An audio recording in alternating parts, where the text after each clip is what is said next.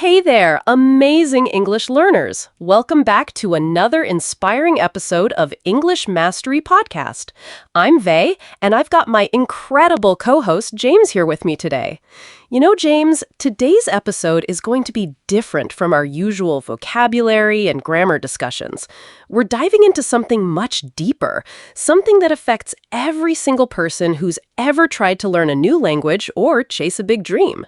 We're talking about what happens when people doubt you, when they say you can't, when they tell you that your dreams are too big or your English will never be good enough. But here's the thing that gets me excited. Some of the most successful people in history were the ones who were doubted the most. Think about it. J.K. Rowling was rejected by 12 publishers before Harry Potter became a global phenomenon. Michael Jordan was cut from his high school basketball team. Amitabh Bachchan was told his voice was too deep for Bollywood. They all heard no, they all faced rejection, but they used that doubt as fuel to rise even higher. So what's their secret? What makes some people crumble under criticism while others transform that same pressure into unstoppable motivation? That's exactly what we're exploring today, and trust me, by the end of this conversation, you'll have a completely new perspective on handling doubt and criticism. Oh, wow, Vey. You've touched on something so powerful here. You know what's fascinating about this topic? It's not just about motivation, it's about understanding a fundamental principle that most people don't even realize exists. I like to call it the upthrust effect, and it comes from physics, of all places. Stay with me here because this is going to blow your mind. In physics, upthrust is the force that pushes objects upward when they're submerged in water.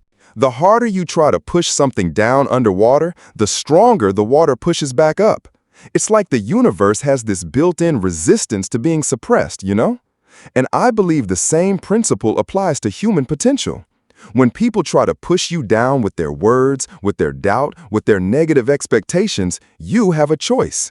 You can either let that pressure crush you, or you can use it as the very force that propels you upward. I've seen this happen so many times with English learners. Students who were told, your accent is too thick, or you'll never sound natural. These are often the ones who end up becoming the most confident, articulate speakers. Why? Because they had to develop resilience. They had to prove something, not just to others, but to themselves. That doubt became their driving force, their fuel for improvement. James, that upthrust analogy is absolutely brilliant, and it reminds me of another crucial concept, the idea that real growth never happens in your comfort zone. You know, I think a lot of English learners get frustrated because they want learning to feel easy and comfortable. But here's the truth. If it's easy, you're probably not growing. Think about it, like going to the gym. Your muscles don't get stronger when you're sitting on the couch watching TV, right? They get stronger when you lift weights that challenge you, when you push through that moment of, this is hard, and keep going anyway. The same principle applies to learning English. You don't improve by only speaking to yourself in your room where it's safe. You improve when you join conversations where you might make mistakes, when you try new words even if you're not sure about the pronunciation, when you push through that uncomfortable feeling of not being perfect. And here's something really important. You don't have to be fearless to grow. Fear is normal. The key is learning to act despite the fear, not waiting for the fear to disappear. Every time you step into that discomfort zone, every time you choose growth over comfort, you're literally rewiring your brain for success. And the beautiful thing is, each time gets a little bit easier because you're building that confidence muscle. Exactly, Vey. And that brings me to something really important that I want our listeners to understand. Even when there's no external doubt, even when people around you are supportive, there's still one voice that can hold you back more than any critic ever could. And that's the voice inside your own head. This is such a big one. Your inner voice doesn't always want what's best for you. It wants comfort, it wants easy, it wants to avoid any risk of failure or embarrassment. It's constantly saying things like, you're too tired to practice today, or you'll probably mess up, so why even try? or just scroll through social media for 5 more minutes. This is why motivation alone isn't enough to create lasting change. Motivation comes and goes. It's like the weather, unpredictable and temporary. What you really need is discipline. Discipline is doing what needs to be done even when you don't feel like it. Think of it this way. Your goals are the driver of your life, but your feelings and emotions are just passengers. Don't let your passengers take control of the steering wheel. When you commit to studying English for 30 minutes a day, do it even when you're tired. When you promise yourself you'll practice speaking, do it even when your brain is saying, maybe tomorrow. Those small moments of choosing discipline over comfort, that's where real transformation happens. Oh my goodness, James, that analogy about goals being the driver is perfect. And you know what I love about what you just said? It connects to this idea that you don't have to change your entire life overnight to see amazing results. There's this pressure in our culture to make these huge, dramatic transformations. Wake up at 5 a.m., read 10 books a month, become fluent in 6 months. But that's not how sustainable growth works. What actually works is getting just 1% better every single day. Just 1%. That might seem tiny, but here's the magic. Small improvements compound over time. If you learn one new English phrase every day, that's 365 phrases in a year. If you practice pronunciation for just 10 minutes daily, imagine how much clearer you'll sound after a month, 6 months, a year. The key is consistency, not intensity. And this 1% mindset works in every area of life: fitness, career, relationships, confidence. It's about showing up again and again, even when the progress feels slow. You know what's really beautiful about this approach? It takes the pressure off. You don't need to be perfect today. You just need to be slightly better than you were yesterday. And when you look back after a year of 1% improvements, you'll be amazed at how far you've traveled. It's like compound interest for personal growth. That compound growth concept is so powerful, and it brings up something that I think is crucial for our listeners to hear.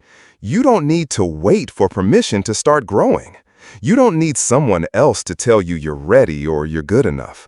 You don't need a certificate, a perfect accent, or someone else's approval before you can begin chasing your dreams.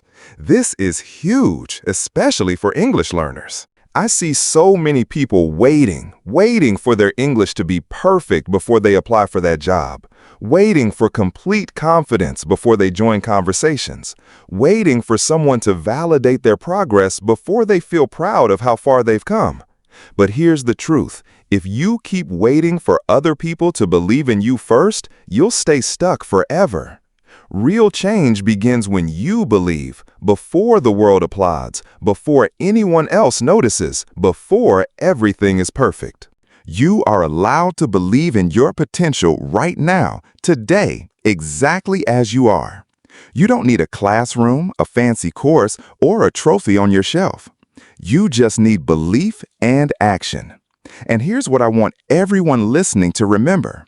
Do this for you, not for likes on social media, not for other people's praise, not to prove something to those who doubted you. Do it because this is your life, your dream, and you have every right to chase it, even if nobody's cheering yet. Actually, especially if nobody's cheering yet, because that's when your belief in yourself matters most. Practice examples foreshadowing. Overcoming doubt phrases. I choose to use criticism as fuel for my growth. Every challenge makes me stronger and more resilient. I don't need permission to believe in myself. Growth mindset expressions. I'm getting 1% better every single day. Discomfort is where real learning happens. I act with discipline, not just motivation. Self-empowerment statements. My progress doesn't need external validation. I rise above doubt by focusing on consistent action. Small daily improvements create massive long-term results. Amazing English learners, if any part of today's conversation spoke to your heart, take a moment to really let it sink in. Remember, growth doesn't happen in big, dramatic moments. It happens in small, consistent choices. Every time you choose to practice despite feeling tired, every time you speak up despite feeling nervous, every time you keep going despite someone's doubt, you're building something powerful. You're building the unstoppable version of yourself.